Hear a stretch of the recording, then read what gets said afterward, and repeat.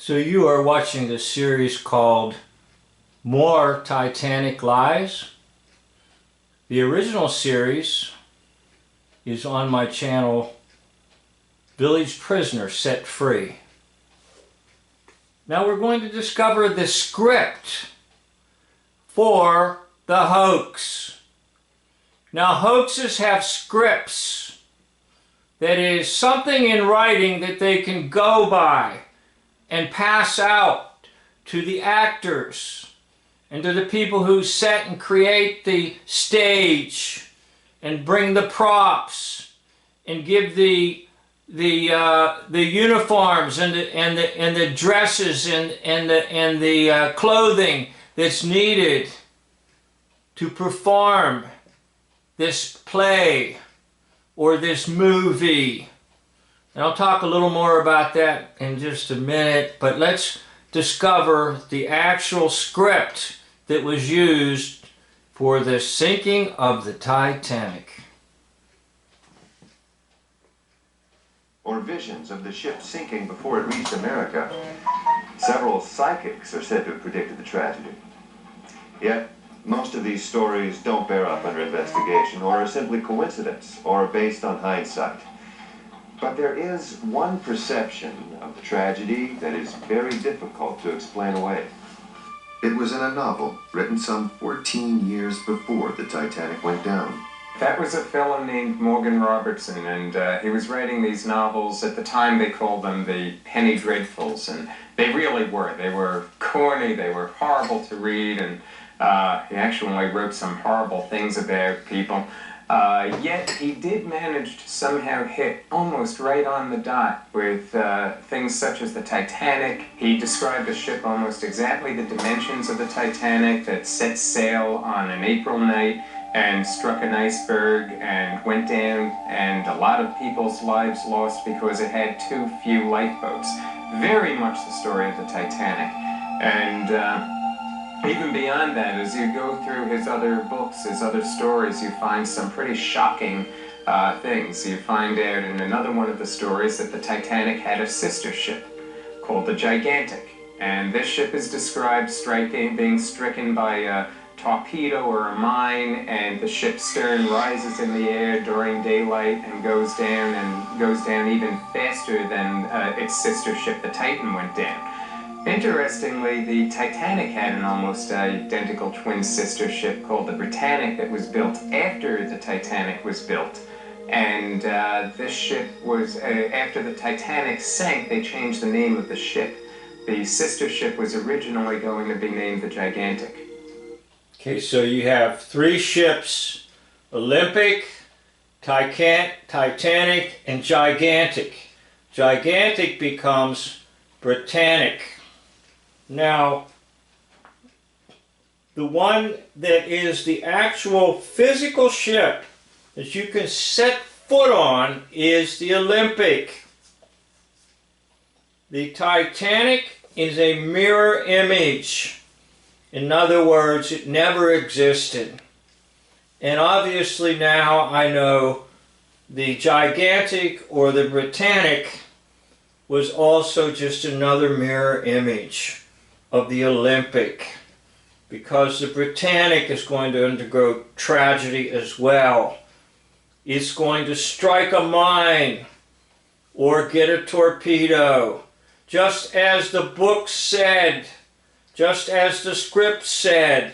They were scripts that were used to create a false reality in the minds of people. The only ship that actually existed with a hull and with boilers and with propellers was the Olympic. The Titanic and the Britannic were both just reflections and images. They were not actual ships with steel hulls. They were created in the minds of people. The disaster Robertson foretold not only involved a ship of almost identical dimensions as the Titanic, But it was a luxury liner that set out from England to New York with 2,000 passengers, many of them wealthy celebrities. Like the Titanic, the Titan was on her maiden voyage. And like the Titanic, she had been called unsinkable by her builders. By all. Did you also pick up, they said in the text or the book or the novel, about 2,000 passengers, which is approximately the same as the Hoax.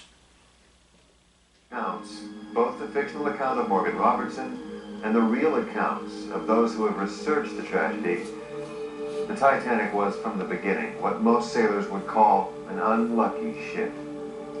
But the worst luck of all is represented by another voyage which began far to the north, off the coast of Greenland.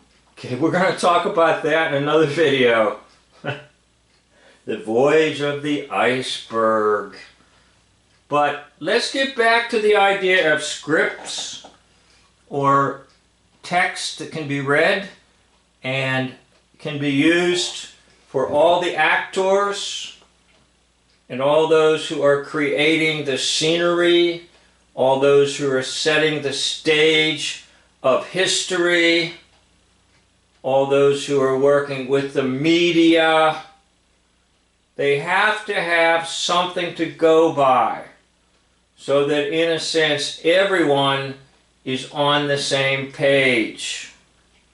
Now, how that is done is basically they took the novel that was mentioned and they made some adjustments and they gave everybody a script and said, this is the script.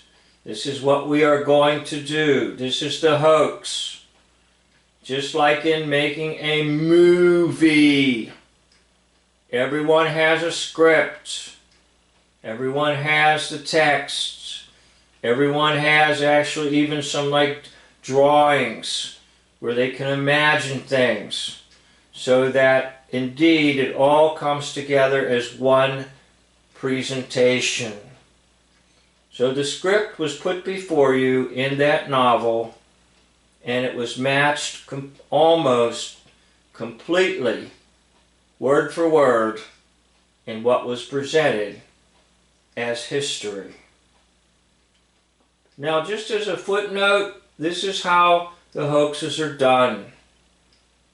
They basically are carbon copies of novels or even movies.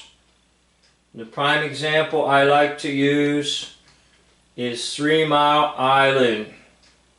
3 Mile Island is none other than the China Syndrome. And the movie came out almost at the precise moment of 3 Mile Island.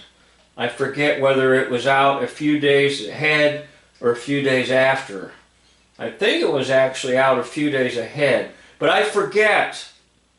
Now, what we just went through in the last 3 years, you had several films that could be the text. And the one that I always identified with when we were in the midst of the major hoax we just endured is the movie Contagion.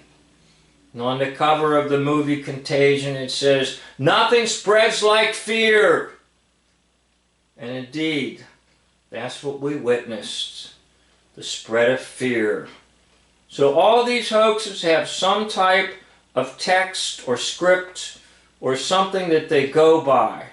And you just saw what they went by in that novel that was presented to you. I'd like to thank you for watching this video. This concludes the video.